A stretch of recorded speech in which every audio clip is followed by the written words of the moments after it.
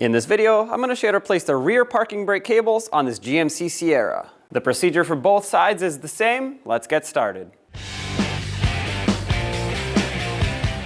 Use a 22mm socket, remove all 6 lug nuts, and then pull the wheel off.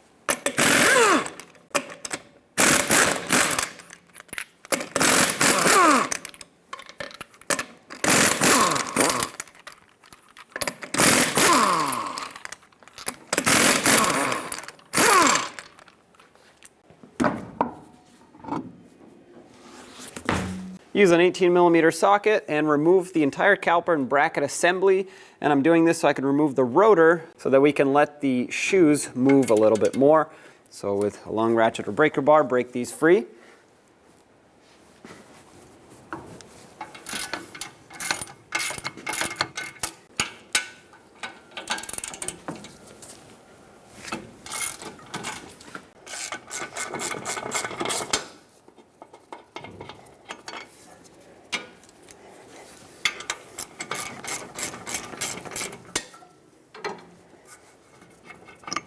Take these out, remove the caliper and bracket assembly off the rotor, set it up on top of the leaf spring so it doesn't pull on the brake hose. Now you can remove the rotor. If yours is stuck on the axle, just tap between the lug studs, that should break it free. On the back of the rear differential, you'll see a bracket with a 13mm headed bolt that holds on this parking brake cable that we're after. So remove this bolt.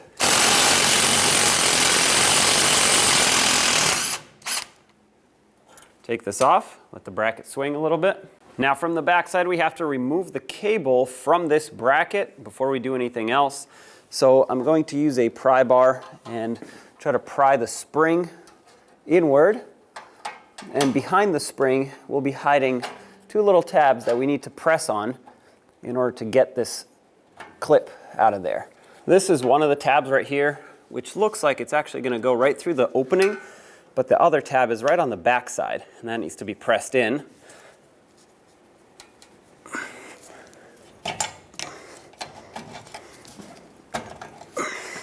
There we go. It's out. Now I just have to bring the cable through the slot. All right. Perfect. Now you just swing the cable like that, and it pops off of this hook. The bracket that sits on the differential cover will be reused. So all I'm going to do is take some pliers, open it up a little, pop the cable out.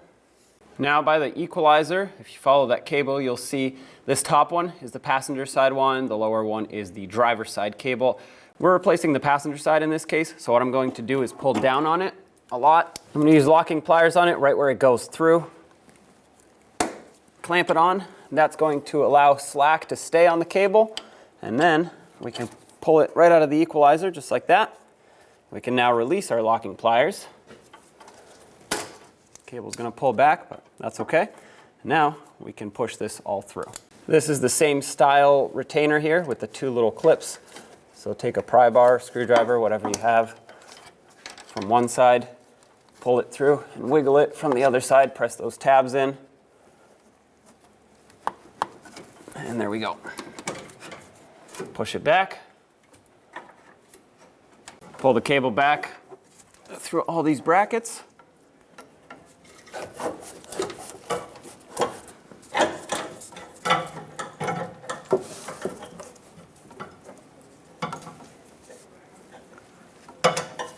Okay, there it is. Take the new cable and route it the same way the old one came out.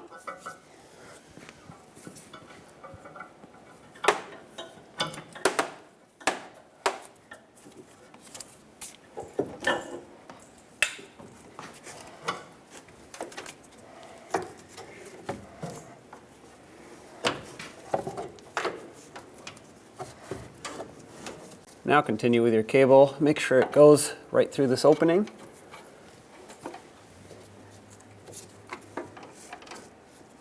And then you want to lock this in.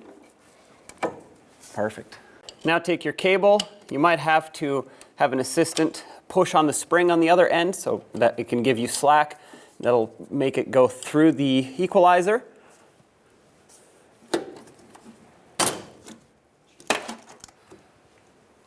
Then once the assistant lets go, it'll go right in. This is an adjustment point, so you can either add slack or remove slack if the cables aren't adjusted right, even though the shoes are properly adjusted at the end of your job. Ours is good, so we're not going to touch it, but this is where you would move this in and out. Before we put the cable through this bracket, I'm actually going to squeeze it shut a little bit. And you'll see exactly why. Once that's squeezed, I can take the cable, pop it in. Hook the end of the cable, and then we're going to have to pry the spring down, pull the sheathing up, hook it into this bracket. You can use whatever tool you have that'll pry down on this spring.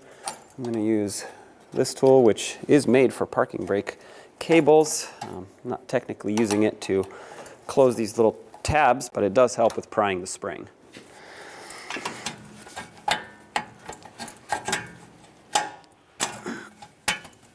There we go. There we go. All right, that's in. Let's get this bracket back on with that 13mm headed bolt. Start it in.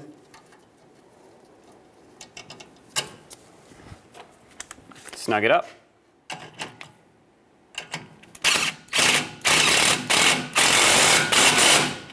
It just has to be nice and snug. You don't have to tighten it too much. Now reinstall your rotor.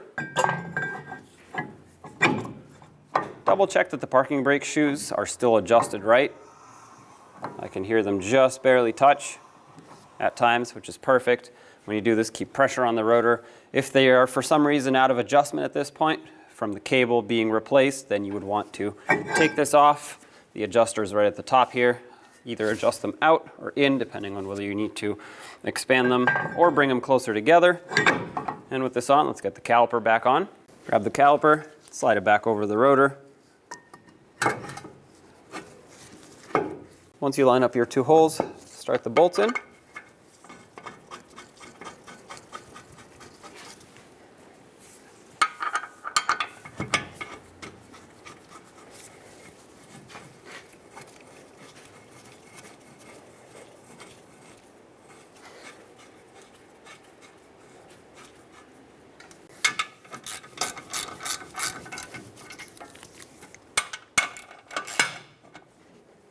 The torque for this is 148 foot-pounds.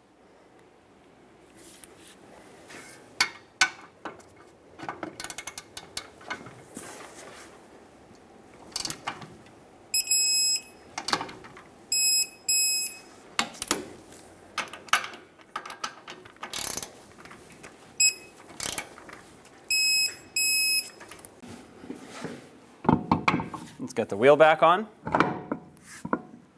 Put back all 6 lug nuts, bottom them out in a cross pattern, and also in a cross pattern we're going to torque them to 140 foot-pounds.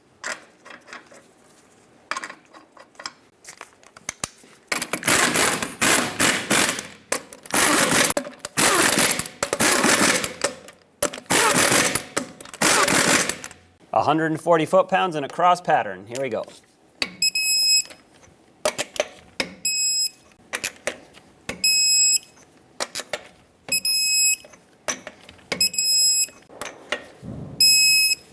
Double check them all.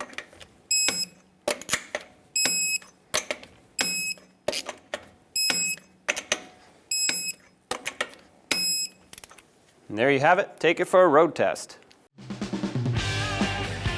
When only the best will do, demand TRQ. The only company that lets you view before you do. TRQ is committed to offering the highest quality aftermarket auto parts that are engineered for peace of mind. Thanks for using and viewing with TRQ.